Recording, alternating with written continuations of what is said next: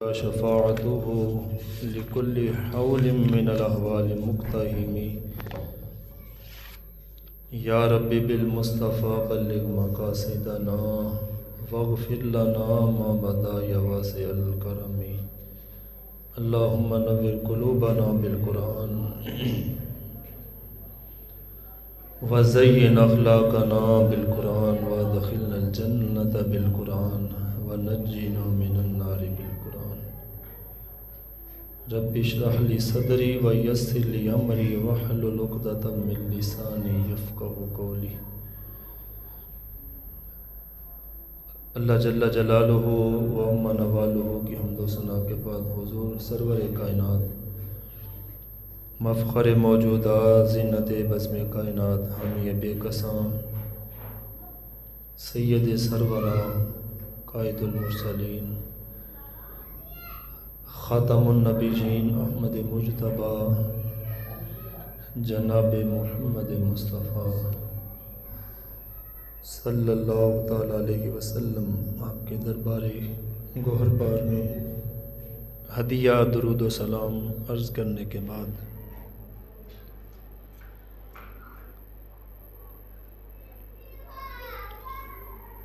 ہماری گفتگو کا موضوع خلیفہ بلا فصل خلیفہ اول رسول اللہ کے سسر مبارک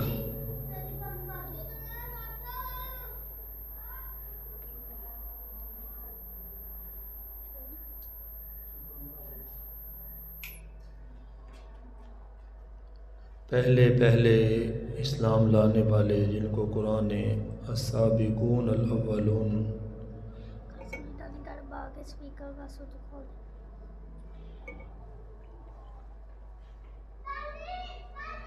سوچ پتہ باہر کر دے تو کرنٹ جاندہ ہے چل کھچ زور دی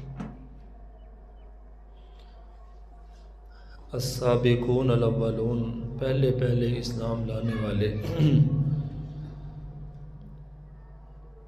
حضرت سیدنا صدیق اکبر رضی اللہ تعالیٰ عنہ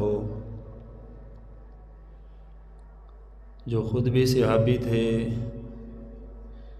ان کے والد بھی صحابی، ان کی والدہ بھی صحابیہ، ان کے بچے بھی صحابی،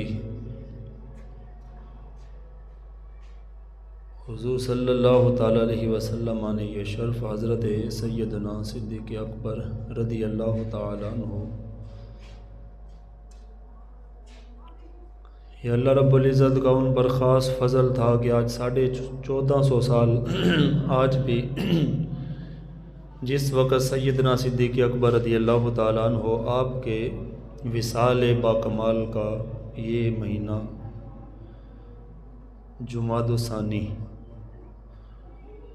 22 تاریخ اس مہینے کی 13 ہجری کو آپ اس دنیا سے پردہ فرما کر گئے۔ 1431 سال ہونے کو ہیں آپ کو اس دنیا سے گئے ہوئے۔ جب بھی یہ جمادی الثانی کا مہینہ آتا ہے پوری دنیا کے اندر آپ کے عرس کا اہتمام کرتے ہیں لوگ، آپ کے فضائل، آپ کی شان، آپ کی خلافت اور خصوصاً جس طرح آپ نے زندگی بسر کی اور جس طرح ریاستی سطح پر آپ نے نظام کو چلایا، یہ مسلمانوں کے لیے خصوصاً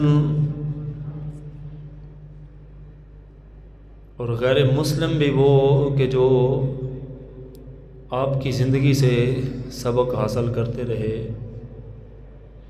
وہ گاندھی کہا کرتا تھا اپنے ورکروں کو کہ اگر عزت چاہتے ہو تو خلفاء کی طرح لوگوں کی خدمت کرو، ہے مسلم غیر مسلم۔ تو خصوصاً آپ نے ریاستی سطح پر جو کچھ کیا نا وہ مسلمانوں کے لیے بھی قیامت تک ایک نمونہ ہے، اور غیر مسلم بھی ان کی تعریف کرنے پر مجبور تھے۔ 2 سال 6 مہینے صرف سیدنا صدیق اکبر رضی اللہ تعالیٰ عنہ خلیفہ بنے، امیر المؤمنین بنے، صرف 2 سال 6 مہینے، 7ویں مہینے کے اندر آپ اس دنیا سے پردہ کہتے ہیں نا 5 سال بادشاہ بننے تو بعد نا وزیر اعظم بننے تو بعد کہتے لے 5 سال چ کی ہونا سی، جنہ ملک دا بیڑا گرک ہویا ہے 5 سال اگلا بار بھی سانو دیو ویکھنا ملک نو انج کر دواں تے اونج کر دواں گے۔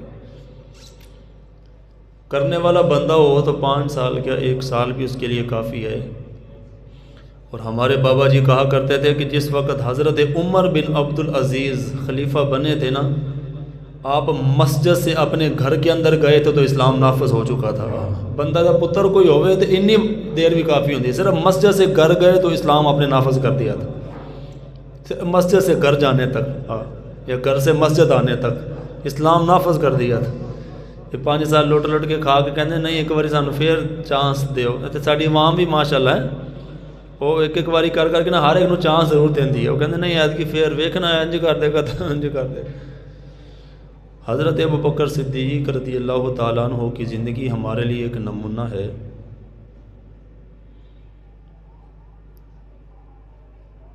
مسلمانوں کچھ احکام وہ ہوتے ہیں جو دلائل قطعیہ یعنی قرآن و حدیث سے ثابت،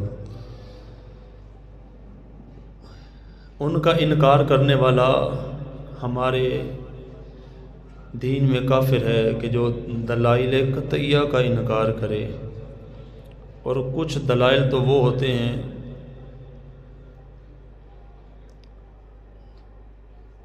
اور کچھ احکام وہ ہوتے ہیں جو دلائل قطعیہ سے ثابت ہوں، ان کا انکار کرنے والا تو کافر ہے، اور کچھ احکام وہ ہیں جو قطعی دلائل سے تو ثابت نہیں ہوتے، ان کے اندر معمولی سی گنجائش ہوتی ہے، اس کو ضروریات سنت کہا جاتا ہے، اس کا انکار کرنے والا کافر تو نہیں ہے لیکن اس کو گمراہ کہا جاتا ہے۔ حضرت ابوبکر صدیق رضی اللہ تعالی عنہ آپ کا خلیفہ ہونا اور سیدنا صدیق اکبر رضی اللہ تعالی عنہ کا افضل ہونا، یہ رسول اللہ صلی اللہ تعالی علیہ وسلم کے فرامین سے ثابت ہے۔ جو بندہ اس کا انکار کرے گا وہ گمراہ کہلائے گا، گمراہ۔ اور رسول اللہ صلی اللہ تعالی علیہ وسلم نے حضرت ابوبکر صدیق رضی اللہ تعالیٰ عنہ کو چونکہ جنتی ہونے کی بشارت آپ نے عطا فرمائی ہے، تو جو آپ کے جنتی ہونے کا انکار کرے گا وہ رسول اللہ کی حدیث کا انکار کرے گا، گمراہ ہوگا وہ۔ اور جو آپ کو کافر کہے گا تو وہ ہمارے دین کے اندر صحابہ کی تکفیر کرنے والا، اور خصوصاً شیخین کی ابوبکر صدیق حضرت فاروق اعظم کی تکفیر کرنے والا ہمارے ہاں وہ کافر ہوگا۔ معجم طبرانی میں امام طبرانی نے رسول اللہ صلی اللہ تعالی علیہ وسلم کا فرمان عالی شان نقل کیا، ان عائشہ ام المؤمنین رضی اللہ تعالی عنہ ان ابا بکر رضی اللہ عنہما مر بالنبی صلی اللہ تعالی علیہ وسلم فقال من اراد ان ينظر الى عتیق من النار فلینظر الی ھذا۔ امام طبرانی نے لکھا، سیدہ عائشہ فرماتی ہیں کہ حضور علیہ الصلوۃ والسلام کے پاس سے حضرت ابوبکر صدیق کا گزر ہوا۔ جس وقت حضرت ابوبکر صدیق وہاں سے گزرے نا تو سرکار نے فرمایا من اراد ان ينظر الی عتیق من النار فلینظر الی ھذا، فرمایا جس بندے نے ایسے بندے کو دیکھنا ہو جو جہنم سے آزاد ہو تو فلینظر ھذا، ابوبکر کو دیکھ لے۔ یہ سرکار نے جملے ارشاد فرمائے، آپ کو دیکھ کر ہے آپ کا جنتی ہونا یہ سرکار کی زبان مبارک سے ثابت ہے۔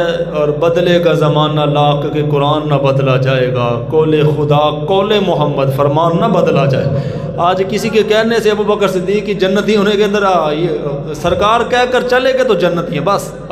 زمانہ جیسا بھی بدلتا رہے لیکن ابو بکر صدیق رضی اللہ تعالیٰ عنہ سرکار نے کہا کنفرم جہنمی جنتی، کنفرم جنتی سرکار کی زبان مبارک سے. اور ایک نہیں کئی مرتبہ حضور صلی اللہ تعالیٰ علیہ وسلم آپ کو جنتی ہونے کی بشارت عطا فرما کر چلے گئے. حضرت سیدنا صدیق اکبر رضی اللہ تعالی عنہ وہ جلیل القدر صحابی رسول ہیں، اور حضرت ابو بکر صدیق رضی اللہ تعالی عنہ کو رسول اللہ صلی اللہ تعالی علیہ وسلم کا قرب اتنا اللہ نے عطا فرمایا کہ اسلام لانے سے لے کر حضور کے اس دنیا سے پردہ فرمانے تک حضرت ابو بکر صدیق رضی اللہ تعالیٰ عنہ رسول اللہ صلی اللہ تعالیٰ علیہ وسلم کے ساتھ ساتھ ہر جگہ پر، ہر مقام پر، یہاں تک کہ جس وقت حضرت ابو بکر صدیق رضی اللہ تعالیٰ عنہ اس دنیا سے پردہ فرما کر چلے گئے، 2 سال 6 مہینے خلافت کرنے کے بعد فرمانے لگے ابو نعیم نے معرفت الصحابہ کے اندر حدیث نمبر ہے 841، ابو بکر صدیق کا وصال ہوا تو کہنے لگے چونکہ سب صحابہ باری باری آ رہے تھے، جاء علی رضی اللہ تعالی عنہ مسریاً باقیاً مسترجعاً، حضرت علی آئے روتے روتے حضرت ابو بکر صدیق کے وصال پر. وَهُوَ يَقُولُ الْيَوْمَ انْقَطَعَتِ النُّبُوَّةُ، اور آ کر کہنے لگے آج رسول اللہ صلی اللہ تعالیٰ علیہ وسلم کی جو خلافت ہی نا آج ختم ہو گئی. ابو بکر صدیق رضی اللہ تعالیٰ عنہ کے وصال پر آ کر یہ جملے حضرت علی نے ارشاد فرمائے حتی وقف علی باب البیت الذی فیہ ابو بکر رضی اللہ تعالیٰ عنہ، حضرت ابو بکر صدیق کے دروازے پر بیٹھ گئے. فقال علی رضی اللہ تعالیٰ عنہ رحمک اللہ ابا بکر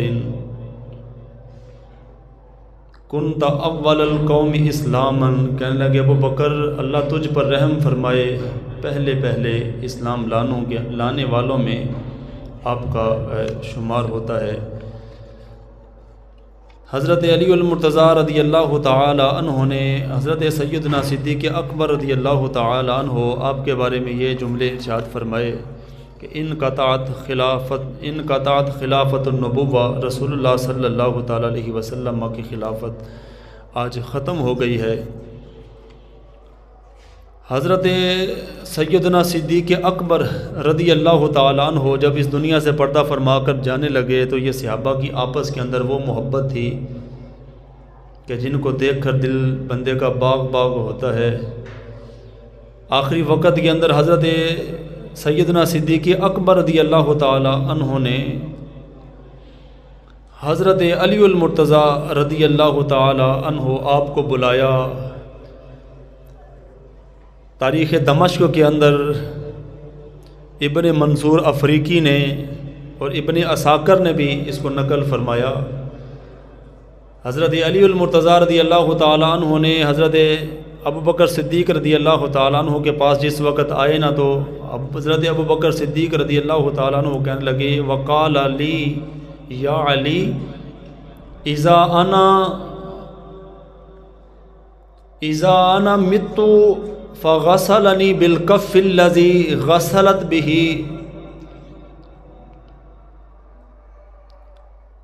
حضرت علی المرتضیٰ رضی اللہ تعالی عنہ کو سیدنا صدیق اکبر نے فرمایا فغسلنی بالکف الذی غسلت به رسول اللہ صلی اللہ تعالی علیہ وسلم. علی جب میں اس دنیا سے پردہ فرما کر چلے جاؤں نا تو ابو بکر صدیق کہنے لگے اپنے ہاتھوں سے مجھے غسل دینا کہ جن ہاتھوں سے تو نے رسول اللہ کو غسل دیا تھا۔ مولا کائنات کو حضرت ابو بکر صدیق فرمانے لگے کہ مجھے ان ہاتھوں سے غسل دینا جن ہاتھوں تو نے حضور کو غسل دیا۔ یہ صحابہ کی محبت دیکھو کہ مولا کائنات جس وقت دروازے پر آئے تو کہنے لگے ان کا خلافت النبوہ، رسول اللہ کی خلافت وہ آج ختم ہو گئی ابو بکر کے جانے کے ساتھ ہی۔ حالانکہ سرکار بیان فرما کر گئے تھے میرے پاس 30 سال خلافت ہوگی، 30 سال، 4 خلفاء اور 6 مہینے۔ حضرت امام حسن کے ڈال کر 30 سال خلافت بنتی ہے، لیکن حضرت علی اس وقت کہنے لگے ان کا خلافت النبوہ، رسول اللہ کی نبوت کی خلافت وہ آج ختم ہوگی ابو بکر صدیق کے جانے کے ساتھ ہی۔ کیوں کہ جو کمال، جو مہارت خلافت کو چلانے کے اندر رسول اللہ کے بعد نظام کو جس طرح ابو بکر صدیق نے سنبھالا ہے، صحابہ قسم اٹھا کر کہا کرتے تھے۔ حضرت عبداللہ ابن مسعود کہتے تھے اگر ابو بکر صدیق نہ ہوتے تو قسم بخدا ہم نے تباہ و برباد ہو جانا تھا۔ یہ جملے انہوں نے کیوں کہے؟ اس وجہ سے ان کو کہنے پڑے کہ جس وقت حضور گئے نا، حضور کے جانے کی دیر تھی، صحابہ کہنے لگے فتنے اندھیری رات کی طرح ایسے مدینہ منورہ کے اندر چھا گئے۔ لوگوں نے زکوٰۃ دینے سے انکار کر دیا، اور انہوں نے کہا کہ اکثر قبیلے عرب کے وہ تھے جو مرتد ہو گئے، اسلام چھوڑ دیا، انہوں نے اسلام سے منحرف ہو گئے۔ جس وقت رسول اللہ صلی اللہ تعالیٰ علیہ وسلم اس دنیا سے پردہ فرما کر گئے، فتنے اس اندھیری رات کی طرح چھائے، منکرین زکوٰۃ پیدا ہو گئے، لوگ اسلام چھوڑ کر مرتد ہونے لگے، اور 2 عورتوں نے اور ایک مرد نے نعوذ باللہ حضور کے بعد نبی ہونے کا دعویٰ کر دیا۔ فتنے اندھیری رات کی طرح چھا گئے، اور صحابہ کہتے تھے اور ہمیں تو سمجھ ہی نہیں آ رہا تھا کرنا کیا ہے۔ ظاہر سی بات ہے حضور صلی اللہ تعالیٰ علیہ وسلم کے اس دنیا سے پردہ فرما کر جانا یہ صدمہ تھوڑی تھا۔ حضرت عمر ننگی تلوار لے کر مدینے کی گلیوں کے اندر یہ کہتے تھے جس نے کہا نا حضور ہمیں چھوڑ کر چلے گئے میں اس کی گردن اڑا کے رکھ دوں گا۔ صحابہ کہتے ہیں ہمیں بات برداشت ہی نہیں تھی، اور کہتے تھے یا اللہ ہماری ان آنکھوں کو تو لے لے جن آنکھوں سے ہم سرکار کو دیکھا کرتے تھے۔ اور امام بخاری نے لکھا، ہمارے استاد گرامی اس واقعہ کو بیان فرمایا کرتے تھے کہ جس وقت حضور اس دنیا سے گئے نا تو حضرت بلال نے اذان دینا چھوڑ دی۔ حضرت ابوبکر صدیق نے بلایا، فرمایا بلال اذان کیوں نہیں دیتے؟ فرمایا بس میں نے اذان دے دی جو دن آپ نے سختی سے جس وقت کہا نا، تو استاد گرامی فرماتے تھے کہ حضرت بلال کہنے لگے ابو بکر میرے اوپر روب اس وجہ سے ڈالتے ہو کہ تم نے مجھے آزاد کروایا تھا، اس وجہ سے آزاد کروایا تھا کہ بعد کے اندر میرے اوپر روب بھی ڈال سکو۔ فرمایا نہیں، روب نہیں ڈالنے کی وجہ سے کہہ رہا، اور جو سرکار کی ظاہری حیات میں اذان دیتے تھے وہ اذان تو دو، سرکار کی یاد اس سے وابستہ ہے ہمارے۔ آگے حضرت بلال حبشی رضی اللہ تعالیٰ عنہ استاد گرامی فرمایا کرتے تھے، حضرت بلال حبشی رضی اللہ تعالیٰ عنہ کہنے لگے کہ میں جس وقت اذان دینے کے لیے کھڑا ہوتا ہوں میں سے اذان دی ہی نہیں جاتی ہے۔ فرمایا کیوں؟ تو کہنے لگے لا تحملوا مقام رسول اللہ صلی اللہ تعالیٰ علیہ وسلم خالیا، جس وقت میں دیکھتا ہوں نا کہ سرکار کی جگہ خالی ہے، فرمایا میرے سے اذان کہیں نہیں جاتی ہے۔ صحابہ کا یہ حال، کہنے لگے فتنے اندھیری رات کی طرح چھا گئے۔ صحابہ کہتے ہیں قسم بخدا رسول اللہ کے بعد امت کو سہارا جس طرح ابو بکر صدیق نے دیا نا، آپ نہ ہوتے تو ہم نے تباہ و برباد ہو جانا تھا۔ اللہ نے آپ کو وہ کوالٹی، وہ مقام، وہ اللہ نے آپ کو سوچ عطا فرمائی تھی، اسی وجہ سے تو سرکار اپنی ظاہری حیات کے اندر بھی اپنے مسلح پر ابو بکر صدیق کو کھڑا کر کے گئے۔ 17 نمازیں حضور کی ظاہری حیات میں حضرت ابو بکر صدیق نے مصلی رسول پر میں اس حدیث کو بیان کروں نا، امام بخاری نے جو بیان کی کہ جس وقت حضرت بلال حبشی نے اذان دی، سرکار نے فرمایا ابو بکر کو کہو مرو ابا بکر فلیصلی، کہ جاؤ ابو بکر کو کہو جا کر میرے مسلح پر کھڑے ہو کر لوگوں کو نماز پڑھائے۔ یہ میں حدیث بیان کروں تو سارا جمعہ اس پر نکل جانا، میں اس حدیث کو بیان کروں گا۔ اس حدیث میں کہ رسول اللہ اپنی ظاہری حیات کے اندر ابو بکر صدیق کو مسلح پر کھڑا کر کے اس وجہ سے گئے تھے تاکہ امت کو پتہ چل جائے میری ظاہری حیات کے اندر بھی میرے مسلح پہ کھڑے ہونے کا حقدار ابو بکر ہے، اور میرے جانے کے بعد بھی میرے رسول مسلح کا حقدار ابو بکر صدیق ہے۔ اور یہ سرکار کی تو نگاہ کرم دیکھ رہی تھی نا کہ بعد کے اندر ہونا کیا ہے، اور فتنے چھانے کیسے ہیں اندھیری رات کی طرح۔ اور مسلمانوں، ہمارے استاد گرامی جس وقت اس واقعہ کو بیان کرتے تھے نا کہ لشکر اسامہ جس وقت حضرت ابو بکر صدیق نے روانہ کیا، حضرت اسامہ رضی اللہ تعالیٰ عنہ وہ تھے جو غلام تھے، اور آپ کی والدہ بھی لونڈی تھی، یعنی غلام کے بیٹے تھے، والدہ بھی لونڈی اور غلام۔ اس وقت ان کو تو لوگ ایسے تھے کہ غلام جیسے آقا کی طرح غلام کپڑے نہیں پہن سکتا تھا، جیسا جوتا آقا پہنتا تھا نا غلام نہیں پہن سکتا تھا، اور جو کھانا آقا کھا سکتا غلام نہیں۔ غلاموں کو تو لوگ سمجھتے ہی ایسا تھے، اور رسول اللہ صلی اللہ تعالیٰ علیہ وسلم نے حضرت اسامہ بن زید رضی اللہ تعالیٰ آپ کے لیے رسول نے آپ کو اپنی اونٹنی مبارک کے پیچھے سوار کیا تھا۔ یہ تو استاد گرامی ہی بات حضرت ابوبکر صدیق رضی اللہ تعالیٰ عنہ کے زمانہ کے اندر واقعہ پیش آیا۔ اس وقت آخری وقت نا رسول اللہ صلی اللہ تعالیٰ علیہ وسلم اس دنیا سے پردہ فرما کر جانے لگے، تو حضور نے نا حضرت اسامہ بن زید کو ایک لشکر دے کر روانہ کیا ملک شام کی طرف، ملک شام کو فتح کرنے کے لیے۔ حضرت اسامہ بن زید رضی اللہ تعالیٰ عنہ مدینہ منورہ سے آگے ایک مقام تھا جرف، مدینہ کا بڑا مشہور گاؤں تھا، وہاں پر پہنچے تو پیچھے سے کسی نے کہا کہ سرکار کی طبیعت، سرکار زیادہ علیل ہو گئے ہیں، آگے نہ جانا، انتظار کرو۔ کہنے لگے وہاں پر آپ نے ٹھہراؤ کیا، کچھ دن گزرے کہ حضور اس دنیا سے پردہ فرما کر چلے گئے۔ جس وقت یہ خبر پہنچی تو آپ واپس تشریف لے کر آ گئے۔ رسول اللہ صلی اللہ تعالیٰ علیہ وسلم اس دنیا سے پردہ فرما کر چلے گئے۔ اپنی ظاہری حیات میں سرکار نے حضرت اسامہ کو روانہ کیا۔ جس وقت سرکار اس دنیا سے پردہ فرما کر چلے گئے، حضرت ابوبکر صدیق خلیفہ بنے، خلیفہ بنتے ہی آپ نے حکم جاری کیا، فرمایا جو لشکر حضور نے تیار کیا تھا وہ لشکر تیار ہو جائے۔ اسامہ بن زید کی قیادت کے اندر وہ لشکر شام جائے گا، جیسا سرکار نے حکم ارشاد فرمایا۔ فتنے جس وقت اندھیری رات کی طرح چھا گئے نا، تو حضرت عمر رضی اللہ تعالیٰ عنہ آگے کہنے لگے حضرت ابوبکر صدیق کو کہ کچھ دن ٹھہر جائیں، یہ ساری فوج اور یہ لشکر اتنا بڑا آپ مدینہ منورہ سے باہر بھیج دیں گے، اور آپ کو پتہ کہ فتنے کس طرح چھا گئے ہیں، سارے تو مجاہدین باہر چلے جائیں گے، بعد کے اندر مدینہ منورہ کی حفاظت کون کرے گا؟ بابا جی فرمایا کرتے تو اس وقت حضرت ابوبکر صدیق رضی اللہ تعالیٰ عنہ بولے، فرمانے لگے اگر جنگل کے درندے آئیں، شیر بھیڑی آئیں، عورتوں کو گھروں سے نکالیں اور گھسیٹ کر لے جائیں، حتیٰ کہ ابوبکر کو بھی پکڑیں اور گھسیٹ کر لے جائیں۔ جس لشکر کو حضور نے روانہ کیا تھا، قسم بخدا اسامہ لشکر کے ساتھ ملک شام روانہ ضرور ہو کر آئے گا، ضرور جائے گا اسامہ بن۔ تو فرمانے لگے حضرت ابوبکر صدیق رضی اللہ تعالیٰ عنہ نے یہ حکم نامہ جاری کر دیا، فرمایا نہیں۔ حضرت ابوبکر صدیق نے کہا لشکر تیار ہو۔ فرمانے لگے جس وقت لشکر تیار ہوا تو ظاہری بات ہے اتنا بڑا لشکر مدینہ منورہ سے جس وقت باہر جانے لگا نا، حضرت ابوبکر صدیق رضی اللہ تعالیٰ عنہ بابا جی فرماتے تھے کہ ابوبکر صدیق نے اسامہ کو کہا چل گھوڑے پر سوار ہو تو۔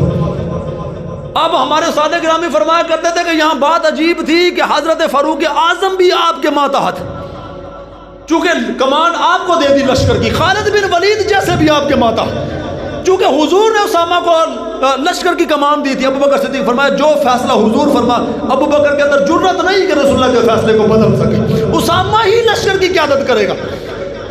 استاد گرامی فرمانے لگے اسامہ کو جس وقت حضرت ابوبکر صدیق نے گھوڑے پر سوار کیا نا، تو آپ کے گھوڑے کے ساتھ ساتھ ابوبکر صدیق چل رہے تھے کہ آپ کو مدینہ کی زمین سے باہر روانہ کریں۔ بابا جی فرمانے لگے اسامہ نے جو جوتا پہنا ہوا تھا نا، وہ جوتا حضرت ابوبکر صدیق رضی اللہ تعالیٰ عنہ کے یہاں پر لگ رہا تھا۔ اسامہ بن زید بولے، وہ کہنے لگے ابوبکر صدیق کو یا مجھے گھوڑے سے نیچے اتار دیں یا آپ بھی گھوڑے پر سوار ہو جائیں، یہ بات میرے سے برداشت نہیں ہے۔ تو کہنے لگے اس وقت ابوبکر صدیق نے قسم اٹھائی، فرمایا نہ اسامہ گھوڑے سے نیچے آئے گا نہ ابوبکر گھوڑے پر سوار ہوگا۔ اسامہ کو گھوڑے پر حضور سوار کر کے گئے تھے، اور اسامہ بن، اور یہ جو اللہ نے آپ کو ابوبکر صدیق کو اللہ نے جو مہارت، اسی وجہ سے سرکار مسلم، اسی وجہ سے تو ان کو خلیفہ بنایا گیا تھا نا۔ فرمانے لگے جس وقت مدینہ منورہ سے لشکر باہر نکلا نا، تو کافروں کے اوپر جو رعب ڈالا نا، انہوں نے کہا انہوں نے حضور کے بعد مدینہ کے بعد اتنا بڑا لشکر روانہ کر دیا ہے، مدینہ منورہ کے اندر کتنا بڑا لشکر ہوگا۔ صرف یہ رعب ان کو لے کر بیٹھ گیا کہ اتنا بڑا لشکر تو باہر چلا گیا ہے، ظاہر سی بات سارے تو نہیں گئے ہوں گے، انہوں نے کہا اندر کتنا بڑا لشکر ہوگا۔ اس وقت لوگوں نے کہا ابوبکر جو اللہ نے فراست تمہیں عطا فرمائی ہے نا، مصلی رسول کے حقدار بھی تم ہی تھے۔ یہ حضرت ابوبکر صدیق رضی اللہ تعالیٰ عنہ آپ نے اپنی ظاہری حیات کے اندر وہ فیصلے فرمائے ہیں کہ جو قیامت تک رسول اللہ کے بعد مسلمانوں کو، اور جس طرح انہوں نے ریاست کو سنبھالا ہے نا، یہ حضرت ابوبکر صدیق رضی اللہ تعالیٰ آپ کا ہی کام تھا۔ ادھر سے لشکر اسامہ روانہ ہو گیا، اور ادھر سے مسلمانوں جو لوگ تھے انہوں نے کہا ہم نے زکوٰۃ نہیں دینی، زکوٰۃ دینے سے انکار کر دیا، لوگ مرتد ہونے لگے۔ حضرت ابوبکر صدیق رضی اللہ تعالیٰ عنہ نے لشکر تیار فرمایا، جس وقت لشکر کو تیار کیا گیا تو فرمایا اعلان کر دو مدینہ منورہ اور باہر کی زمینوں پر بھی جو بندہ زکوٰۃ دینے سے انکار کرے گا ابو بکر صدیق اس کی گردن اڑانے کا حکم دے دے گا۔ ظاہر سی بات ہے سرکاری سطح پر حکم جاری ہوگا، جس نے زکوٰۃ نہ دی گردن کاٹ دی جائے گی۔ حضرت عمر آ گئے، کہنے لگے ابو بکر یہ آپ نے کیا حکم نامہ جاری کر دیا ہے؟ یہاں لوگ اسلام کو چھوڑ کر مرتد ہو رہے ہیں، اور آپ یہ کیسے کہہ سکتے ہیں؟ جس وقت سرکار نے یہ جملے ارشاد فرمایا کہ جس نے لا الہ الا اللہ محمد رسول اللہ پڑھ لیا اس نے اپنے خون کو اور اپنی جان کو محفوظ کر لیا ہے۔ زکوٰۃ دینے سے انکار کیا ہے انہوں نے، لیکن کلمہ تو پڑھتے ہیں نا وہ ہے۔ یہ حضرت عمر رضی اللہ تعالیٰ اس وقت یہ جملے کہے حضرت ابوبکر صدیق رضی اللہ تعالیٰ عنہ کو، تو کہنا کہ اس وقت حضرت ابوبکر صدیق رضی اللہ تعالیٰ عنہ جلال کے اندر آ گئے، فرمایا عمر سن لو، وہ بندہ جو سرکار کے زمانے کے اندر اونٹ لاتا تھا زکوٰۃ کے لیے، فرمایا اگر وہ اونٹ نہ لے کر آیا ابو بکر پھر بھی اس کی گردن اڑا دے گا، اور وہ بندہ جو اونٹ لے کر آتا تھا اور اونٹ کے ساتھ اونٹ کا گھٹنا باندھ کے لیے رسی کا ٹکڑا بھی لاتا تھا، فرمایا اونٹ نہیں لائے گا تب بھی گردن اڑا دی جائے گی، رسی کا ٹکڑا نہیں لائے گا تب بھی گردن اڑا دی جائے گی۔ ہاں دونوں اب عمر رضی اللہ تعالیٰ کہہ رہے رسی کے ٹکڑے کی خاطر کہنے لگے حضرت ابوبکر صدیق نے لشکر تیار کیا، مدینہ منورہ سے خود باہر چلے گئے لشکر کے ساتھ ہیں، انصار صحابہ کو بھی ساتھ لے لیا، مہاجرین صحابہ کو بھی ساتھ لیا۔ نجد کے مقام پر جس وقت حضرت ابوبکر صدیق خود پہنچے، امام جلال الدین سیوطی نے لکھا کہ حضرت ابوبکر صدیق خود بھی ساتھ چلے گئے اس لشکر کے، مانعین زکوٰۃ کے منکرین سے زکوٰۃ وصول کرنے کے لیے ابوبکر صدیق بھی ساتھ چلے گئے۔ نجد کے مقام پر پہنچ کرنا، اور یہ نجد وہی ہے جس کے بارے میں سرکار بیان فرما کر چلے گئے، میری امت پر ایک وقت ایسا بھی آئے گا کہ نجد سے فتنے اٹھیں گے، نجد سے فتنے اٹھیں گے۔ ایک فتنہ اس وقت زکوٰۃ کے منکرین کا نجد سے اٹھا، اور 1450 سال کے بعد آج بھی نجد سے ایک فتنہ اٹھا جس نے سلطنت عثمانیہ خانہ کعبہ اور مدینہ منورہ سے سلطنت عثمانیہ چھین کر زبردستی لوگوں کو قتل کر کے، جنہوں نے اپنی حکومت وہاں پر نافذ کر کے آج بھی وہاں پر حکومت کر کے بیٹھے ہوئے ہیں، اس کا ماننے والا عبد الوہاب نجدی بھی نجد کا رہنے والا تھا۔ یہ یاد رکھنا، سرکار یہ سب کچھ پہلے بیان فرما کر چلے گئے، اور ہم ان کو کہنا چاہتے ہیں بس بڑی تم نے عیش و عشرت کر لی ہے، اور رسول اللہ کا صدقہ تم نے بڑا مال کھا لیا، حج عمرہ کی کمائی بھی تم نے بڑی کھا لی ہے، اور رسول اللہ صلی اللہ تعالیٰ علیہ وسلم کے آپ کے قدموں نالین مبارک کے سلگ لگنے والی خاک کے صدقے سب کچھ کھانے کے بعد پتہ عبد الوہاب نجدی اور اس کے ماننے والے کیا کہا کرتے تھے؟ روزہ رسول کو کہا کرتے تھے صنم اکبر، بڑا بت خانہ۔ اس کے ماننے والے یہ کہا، آج بھی ان کے عقائد و نظریات کسی سے ڈھکے چھپے نہیں ہیں، لیکن 2023 آ چکا ہے، سلطنت عثمانیہ جن سے لی گئی ہے وہ بھی بڑی تیاری کر رہے ہیں، اور ہماری بھی دعائیں ان کے ساتھ ہیں، اور خون کی ضرورت پڑی تو وہ بھی حاضر ہے، اس لیے کہ خانہ کعبہ جہاں سے اسلام پھوٹا ان کے ساتھ تو ہماری جانیں وابستہ ہیں، اس کی حفاظت کے لیے ہم ہر قدم تک جا سکتے ہیں۔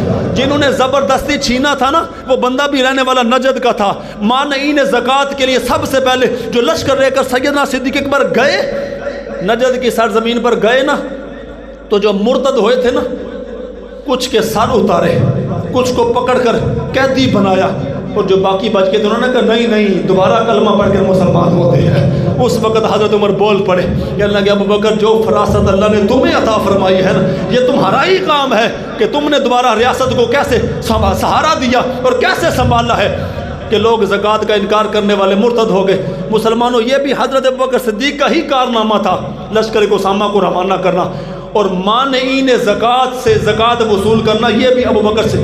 اور میں کہتا ہوں دیکھو کیسا نظام ابوبکر صدیق زکوٰۃ کا بنا کر گئے، اگرچہ آج یہ سارے پیسے پتہ نہیں خود ہی کھا جاتے ہیں، بینک والے کاٹ تو لیتے ہی ہیں، پتہ نہیں وہ زکوٰۃ کا پیسہ جاتا کدھر ہے۔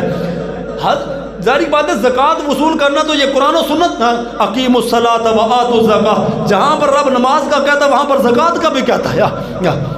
اور یہ تو اسلام کا اتنا خوبصورت پہلو تھا، اگر زکوٰۃ پر عمل کیا جاتا نا، جیسا عمل حضرت عمر بن عبدالعزیز کے زمانے کے اندر کیا گیا تھا، زکوٰۃ کا نظام اتنا صاف شفاف ہو گیا. بابا جی کہا کرتے تھے اسلام زکوٰۃ لیتا ہے، عشر لیتا ہے، اسلام ٹیکس لینے کا روادار نہیں ہے. یہ جو ہر چیز پر ٹیکس لگا دیا. فرمایا آج اسلام پر چلو، زکوٰۃ کو لو امیروں سے، پہنچاؤ غریبوں تک، ٹیکس لینے کی ضرورت بھی نہیں پڑے گی اور کوئی غریب بندہ بھی تمہیں نہیں ملے گا. جیسا کہ حضرت عمر بن عبدالعزیز کے زمانے کے 10 صوبوں سے زکوٰۃ کے پیسے واپس آ گئے. انہوں نے کہا حضرت عمر بن عبدالعزیز کو زکوٰۃ لینے والا کوئی بندہ نہیں ہے. اور مسلمانوں تاریخ اٹھا کر دیکھو، حضرت عمر بن عبدالعزیز جن کے دور حکومت کے اندر 10 صوبوں سے زکوٰۃ واپس آئی. اے پاکستان کے 4 صوبے نا، 10 صوبیاں تو زکوٰۃ واپس آئی. اور تاریخ اٹھا کر دیکھو، یہ بادشاہ وہ تھا اور یہ خلیفہ وہ تھا جس کے دور حکومت میں 10 صوبوں سے زکوٰۃ واپس آئی. اور عید والے دن بھی آپ کے پاس اور آپ کے بچوں کے لیے نئے کپڑے پہننے کے لیے وقت کے بادشاہ کے پاس بھی موجود نہیں تھے. یہ زکوٰۃ پتہ نہیں زکوٰۃ جاندی کدھر ہے، لیندہ کون ہے تے کھاندہ کون ہے تے دیندے کنوں نے. سانو اج تک پاکستان کے اندر زکوٰۃ کے نظام کا سمجھ نہیں آئی. اسا یہی سنیا کہ ہاسپٹل زکوٰۃ کے نظام نہ چل رہے ہیں، دوائیاں زکوٰۃ کے پیسے جو آندی وہ ارباں روپیہ زکوٰۃ ہیں. پاکستان کنیاں کنیاں وڈیاں مگر مچھاں نے اتنے 2 منٹ ٹریفک جام ہوئے تو گڈیاں دی انج لائن لگی ہوندی ہے. لوگ کہندے ہیں پاکستان غریب ملک ہے، سارنا بہتیاں گڈیاں تواڈے کول نے، زکوٰۃ کنے دینی سی؟ ایک ایک بندے کی کروڑوں زکوٰۃ بنتی ہے. اور کتنے ہاسپٹل ہیں جو تم زکوٰۃ سے چلاتے ہو. یہ زکوٰۃ کا بنایا ہوا نظام سیدنا صدیق اکبر نے اس وقت اس کو نا سر اتار کر ایسا زبردست نظام بنایا تھا. بعد کے اندر زکوٰۃ لینے والا مستحق بھی ڈھونڈتے تھے، کوئی نہیں ملتا تھا. عمر بن عبدالعزیز نے حکم نامہ جاری فرمایا جاؤ جو غریب لوگ ہیں جن کی شادیاں ہونے والی ہیں ان پیسوں سے ان کی شادیاں کرو، ان کے حق مہر ادا کرو.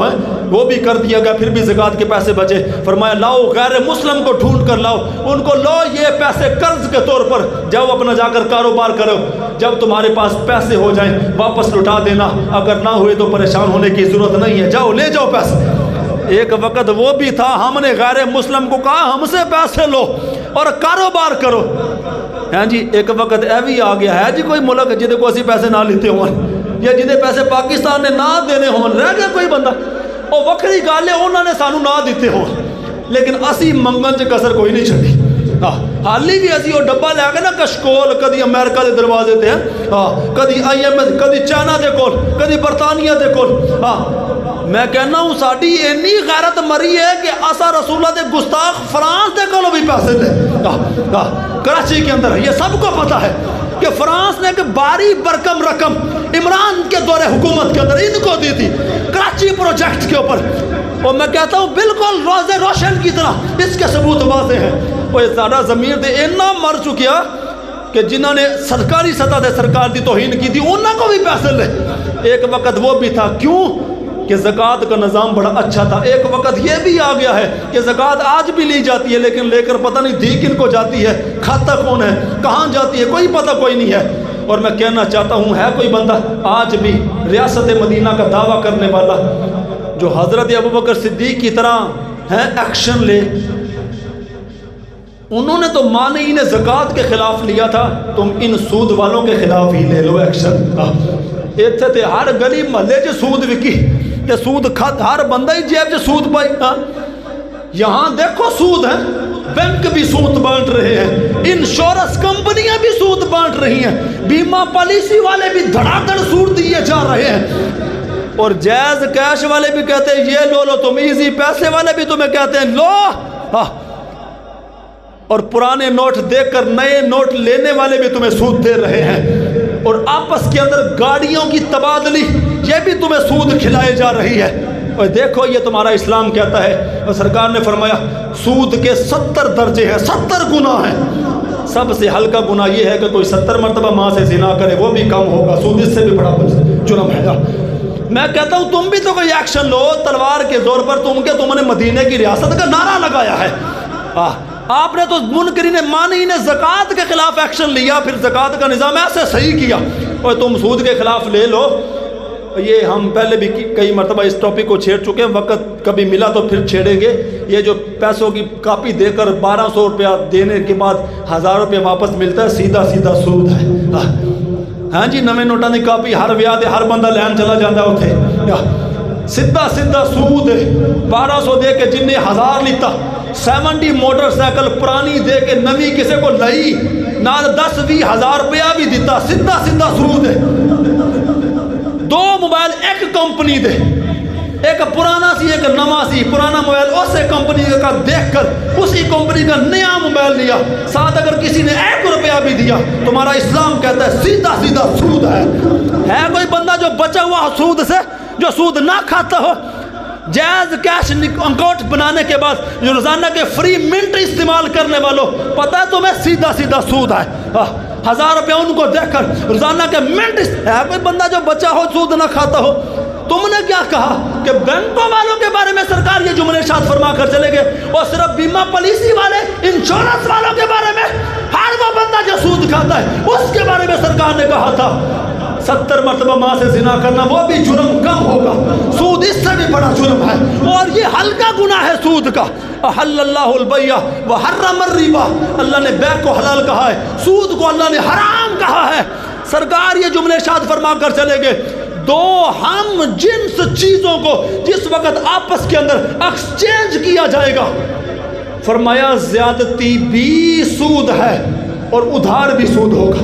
2 ہم جنس چیزیں کوئی بھی ہو جائے، دنیا جہان کی ہم جنس چیزیں، 70 موٹر سائیکل سے چینج کی جائے اور اس کے اوپر 1 روپیہ دینا لینا وہ بھی سود ہوگا، چاہے ایک پرانی ہو چاہے ایک نئی ہو۔ قرآن کہتا ہے احل اللہ البیع وحرم الربا۔ اور مسلمانوں، یہ حضرت ابوبکر صدیق رضی اللہ تعالیٰ عنہ کے جو فیصلے اپنی دور حکومت کے اندر تھے، ان کو ایسے نہیں ہم گلا پھاڑ پھاڑ کر سناتے، اس کے پیچھے کتنی بڑی حکمت کھڑی ہے تمہیں یہ بھی نہیں پتا۔ یہ جو اس ٹائم ہے نا، اور سرکار نے فرمایا جو سود خور ہوگا نا، قرآن کی نص بھی ہے، اللہ کی بارگاہ کے اندر جائے گا، فرمایا ایسے ہوگا جیسے کوئی آسیب زدہ شیطان کا چھوا ہوا بندہ ہے، کھڑا ہونا چاہے گا تو اسے کھڑا بھی نہیں ہوا جائے گا، اس کی شکل بھی مس ہو جائے گی۔ جس وقت اللہ کی بارگاہ کے اندر پہنچے گا، وہ 70% نظام ملک پاکستان کا سود پر لے جانے کے بعد ہے، اور 1-1 ہزار روپے پر ووٹ بیچنے کے بعد ہے۔ وہ کسی نے کہا تھا نا بعد کے اندر مسجد کے اندر آ کر دعا مانگتے ہیں، یا اللہ ہمیں حضرت عمر جیسا حکمران نصیب فرما۔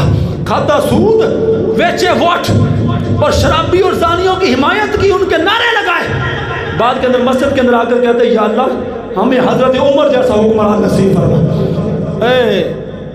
اپنے آپ کو ٹھیک کرنا پڑے گا اگر حضرت عمر جیسا حکمران یہ حضرت ابوبکر صدیق رضی اللہ تعالیٰ عنہ کے اپنے 2 سال 6 مہینے 2.5 سال کی مدت خلافت کے اندر کیے ہوئے وہ فیصلے تھے کہ بعد کے اندر اس کے اندر کتنا خوبصورت پہلو تھا، اور بعد کے اندر لوگ کس طرح سیدھے ہوئے۔